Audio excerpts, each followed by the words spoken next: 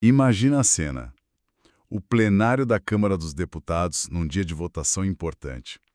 Deputados gesticulam, vozes se sobrepõem, argumentos voam de um lado para o outro. Para quem vê de fora, parece um mais puro caos, né? Uma briga generalizada. Pois é, mas não é. O que parece caos é, na verdade, uma dança com uma coreografia, assim, extremamente rígida. Uma dança. Sim. Cada passo, cada interrupção, cada segundo ali no microfone é calculado e segue um manual de regras bem definido. Uma dança onde cada passo é calculado. Gostei disso. E hoje, a nossa missão é justamente essa.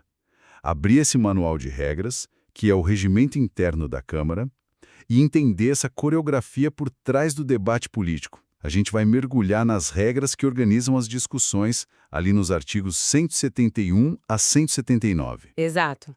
E não é só burocracia, sabe? São ferramentas de poder. Ferramentas de poder. Sim, são as armas usadas no jogo político. Entender essas regras é entender como uma lei pode ser acelerada, atrasada, modificada ou até mesmo enterrada muito antes do voto em si acontecer. Vamos analisar a mecânica por trás da retórica. Certo, então vamos começar pelo passo mais básico dessa dança. Quem entra na pista primeiro? Como é que um deputado consegue a palavra? Imagino que não seja só levantar a mão e esperar, né? De jeito nenhum. A primeira regra é que tem que ter organização. Os deputados que querem falar precisam se inscrever numa lista antes mesmo da discussão começar. Uma lista, ok. Mas o fascinante não é a lista em si, e sim como ela funciona. O sistema tenta criar um equilíbrio forçado. A regra manda que os oradores se alternem, sempre um a favor e um contra o projeto em discussão. Ah, isso é interessante.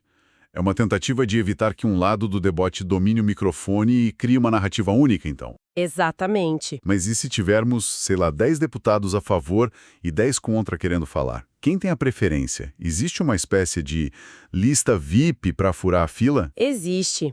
E é aqui que a estratégia começa a aparecer. O regimento cria uma hierarquia muito clara de quem fala primeiro. Uma hierarquia. E essa ordem não é nem um pouco aleatória, sabe?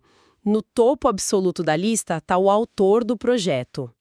Depois, o relator, que é o deputado que analisou a matéria e deu o parecer técnico. Ok. Então quem criou e quem estudou o projeto a fundo tem a prioridade. Faz sentido. E depois deles?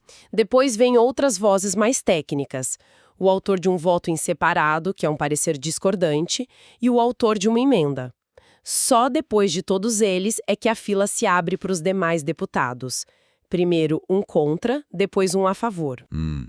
Mas isso não corre o risco de criar uma espécie de bolha de especialistas, onde o debate já começa com um viés técnico muito forte, ditado por quem já está imerso no projeto, antes mesmo da discussão mais política, que representa o eleitorado, começar de fato. É um risco real. E essa é uma tensão constante no parlamento. O contraponto é que sem essa base técnica inicial, o debate poderia descambar para o puramente ideológico e desinformado desde o primeiro segundo. Entendi. A regra tenta criar um alicerce de fatos, de argumentos estruturados, antes de abrir a porteira para a paixão política. Na prática, isso dá ao autor e ao relator um poder imenso de enquadrar o debate. De enquadrar o debate, gostei disso.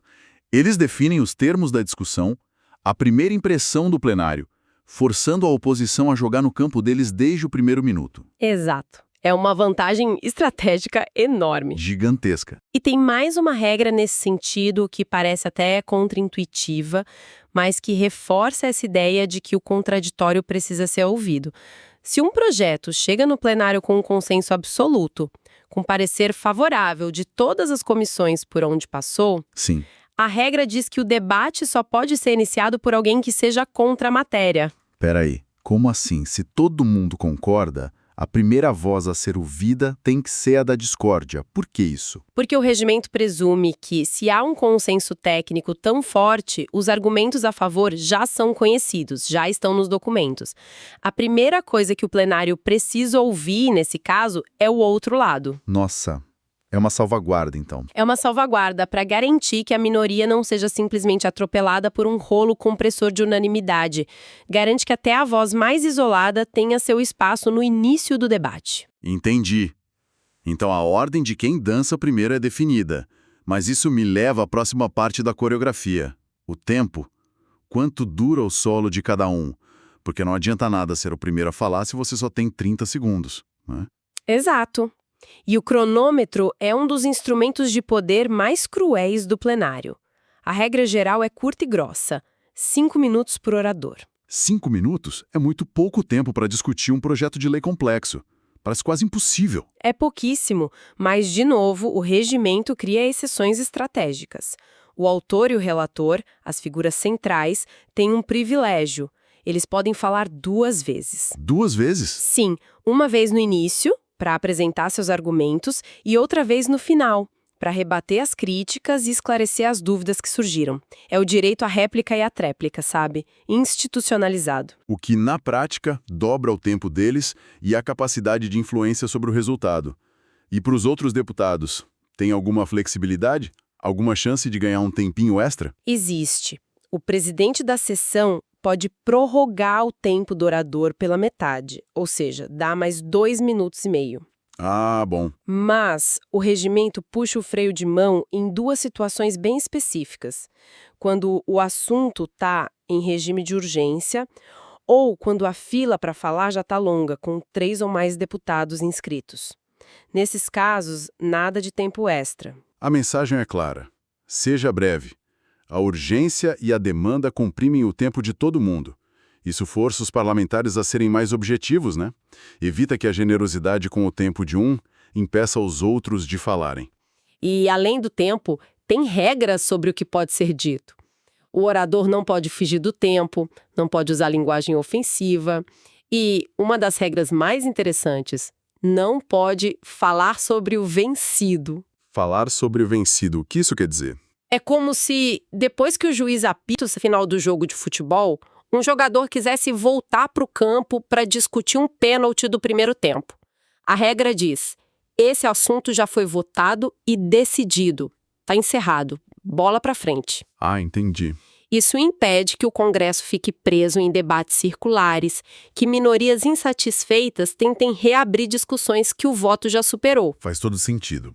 Mas esse controle todo sobre o tempo e o conteúdo me faz pensar justamente no oposto, no caos. Naquelas interrupções que a gente sempre vê na TV, um deputado gritando da cadeira enquanto o outro discursa. Como elas se encaixam nessas regras tão rígidas? Então elas se encaixam num mecanismo chamado à parte. O à parte é, por definição, uma interrupção breve, pertinente para fazer uma pergunta ou um esclarecimento, mas aqui vem o pulo do gato. Qual? Um à parte só pode acontecer com a autorização de quem está com a palavra. Ah, então o poder está todo na mão do orador. Ele é o dono do microfone e do seu tempo. Se ele não quiser ser interrompido, ninguém pode interrompê-lo. Exatamente. Se o orador disser não concedo à parte, o microfone de quem tentou interromper nem é ligado. Ele é um maestro do seu próprio tempo. E imagino que permitir uma parte tem um custo. Um custo altíssimo, e essa talvez a regra mais impactante sobre o assunto. Todo o tempo gasto no à parte é descontado do tempo de fala do orador principal. Uau! Peraí, quer dizer que se eu tenho meus preciosos 5 minutos e concedo um à parte de 1 minuto para um colega, na verdade eu só tenho 4 minutos para o meu próprio discurso? Isso mesmo. Permitir um à parte é literalmente dar de presente uma parte do seu capital político mais valioso no plenário, que é o tempo. Caramba! É uma decisão muito estratégica, então. Extremamente. Você pode conceder um à parte para um aliado reforçar seu ponto ou para um opositor, para demonstrar abertura e depois desconstruir o argumento dele ao vivo. Mas é sempre um risco. Entendi. E o regimento dá uma ferramenta ainda mais poderosa. O orador pode, no início do seu discurso, anunciar que não concederá à partes. Ele blinda completamente a fala dele. É como colocar uma placa de "não perturbe" no púlpito. É um recurso usado para garantir que uma linha de raciocínio complexa não seja quebrada, ou para evitar provocações, imagino. Mas o à parte não é a única forma de interromper um discurso, certo? Tem uma ferramenta ainda mais forte, a chamada questão de ordem. O que é isso? A questão de ordem é o equivalente a parar o jogo para reclamar com o juiz sobre uma regra. É uma interrupção muito mais séria. Um deputado só pode levantar uma questão de ordem para apontar uma suposta violação do regimento interno. Ah, tá. Ele está, na prática, dizendo: presidente, a condução dos trabalhos está ferindo as regras do jogo e eu exijo uma posição da mesa sobre isso. Então não é um debate sobre o mérito do projeto, mas sobre o processo. É uma interrupção de natureza processual. Precisamente. E o tempo para isso é de 3 minutos. Não deduzido do orador que estava falando, mas do tempo da sessão. É uma ferramenta poderosa da oposição para retardar votações, apontar falhas no procedimento, criar constrangimento para a maioria. Entendi a diferença. Enquanto uma parte é uma conversa entre jogadores, uma questão de ordem é um desafio direto à arbitragem. Perfeito. Ok, então a estrutura do debate é rígida. Mas e se um partido precisa de mais tempo? Se uma votação está apertada e é preciso negociar nos bastidores? É possível apertar um botão de pausa nessa dança toda? Parar a música por uma conversa de corredor? Sim, é possível. O mecanismo para isso é o adiamento da discussão. Um líder de partido, o autor ou o relator podem pedir formalmente que a discussão de um projeto seja adiada. Mas ele pode decidir isso sozinho? Não. É um requerimento que precisa ser votado e aprovado pelo plenário. O coletivo precisa concordar com a pausa. E qual o limite desse adiamento? Pode se adiar para sempre? Não. Em situações normais, o adiamento pode ser de até 10 sessões. Mas, se a matéria estiver em regime de urgência, a regra fica mais dura. O adiamento só pode ser de, no máximo, 2 sessões. E precisa da assinatura de bem mais deputados. Mais uma vez, a urgência limitando as manobras de protelação. Sempre. E para evitar que isso vire uma enrolação sem fim, a regra é clara. Adiou uma vez, já era. Não tem segunda chance.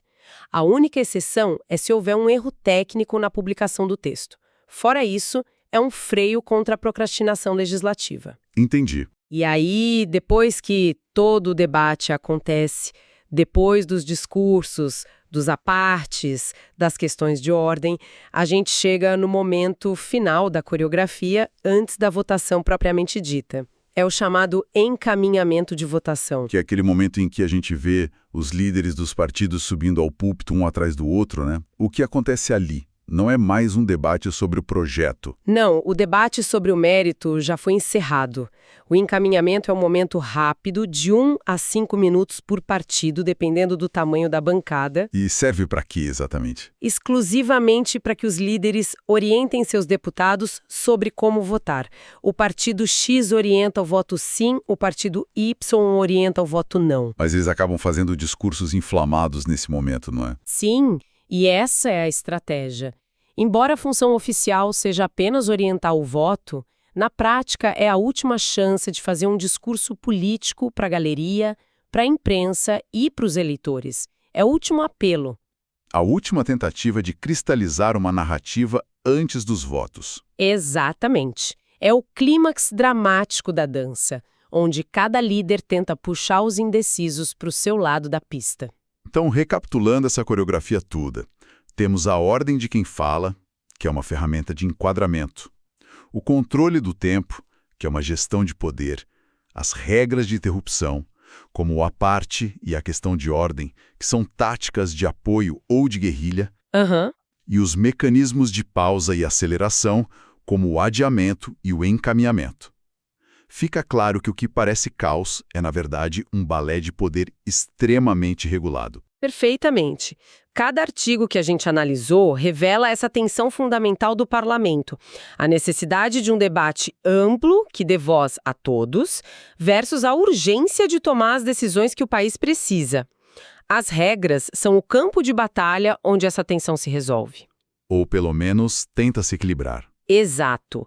E cada uma delas pode ser usada tanto para organizar o trabalho quanto para obstruir o adversário. A nossa análise aqui focou em como as regras funcionam e como elas são usadas estrategicamente dentro do Congresso. Mas fica aqui uma provocação para quem nos ouve. Quando a gente assiste a um debate na TV e vê o que parece ser só gritaria e desordem, agora sabemos que existe uma coreografia complexa por trás.